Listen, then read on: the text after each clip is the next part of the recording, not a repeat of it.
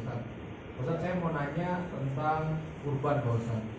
Jadi kan kurban itu pilihannya itu ada sapi, kambing, domba, kerbau, unta, perasaan nggak boleh tuh. Terus terus pertanyaannya itu Pak Ustaz, sebenarnya dari macam-macam hewan itu yang lebih utama itu mana tuh Pak Ustaz?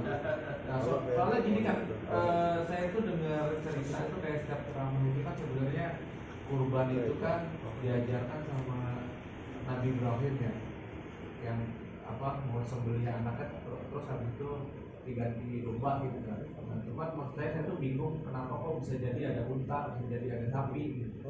Sedangkan kan ceritanya tuh domba doang gitu. Jadi maksud saya apakah ada pandangan lain gitu, terus yang lebih utama tuh mana tuh Pak Ustaz dari hewan-hewan itu?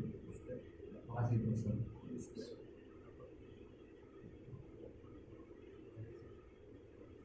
Jadi tentang praktik kurban itu memang sudah dilakukan bukan hanya sejak zaman Nabi Muhammad dan Nabi Ibrahim.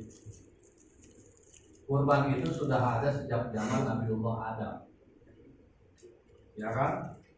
Dimana ketika itu anaknya yaitu Habil dan Qabil itu kan mempersembahkan kepada Allah, tetapi yang diterima adalah kurbannya Habil, kan begitu? Ya, tentang masalah sejarah kurban. Adapun tentang keutamaan yang ditentukan ternyata buat kita untuk menyembelih hewan dan diniatkan untuk kurban, itu semua ada dalam hadis Nabi. Semuanya lengkap, termasuk bagaimana ada cara patungan ya untuk satu sapi itu 7 orang. Ada hadisnya. Dalam ilmu fikih pun disebut di berbagai kitab literatur ilmu fikih, terutama itu tentang ya adanya istilah seperti tadi.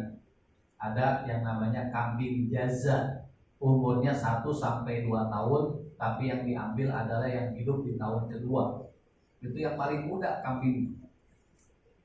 Ya, kemudian kalau onta yang usianya itu berapa tahun.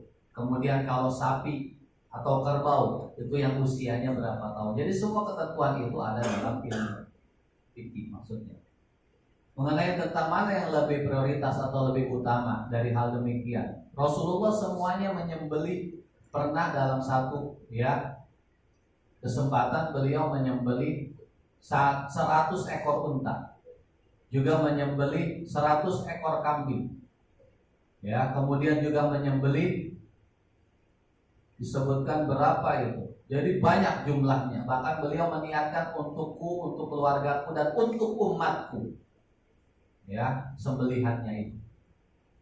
Jadi memang kalau kita punya duit banyak mah memang yang paling mahal tentu kendaraan kita, kan itu jadi kendaraan nantinya ya kan. Pengennya juga kendaraan yang paling bagus dan paling mewah, yang paling hebat, benar nggak? Tapi kan kembali kepada kita punya kemampuan, jangan dipaksakan.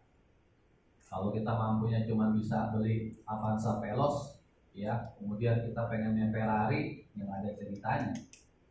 Kita misalkan kemampuannya hanya kambing untuk sementara waktu, ya jangan dipaksakan untuk kita bisa ya berkurban onta.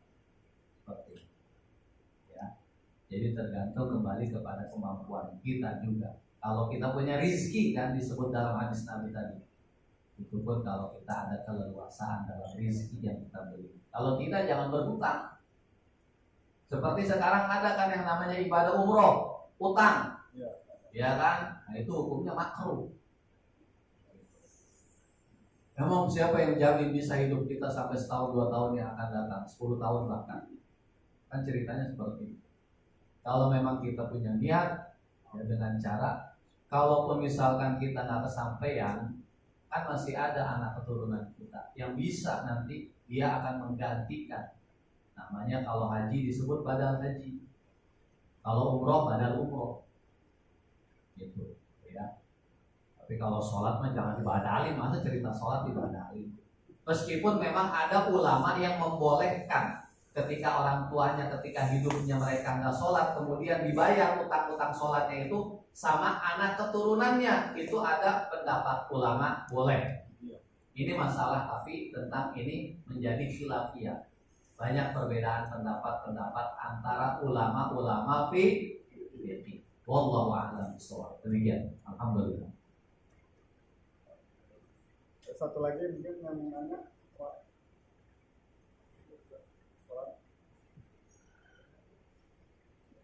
Salat ini.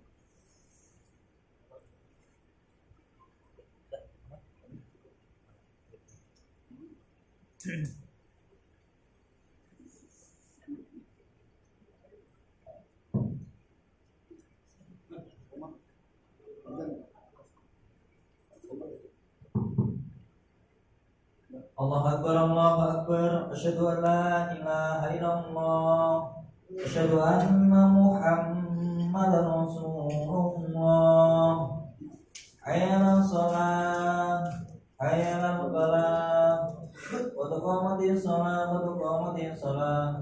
Allahu Akbar, Allahu Akbar. La ilaha illallah.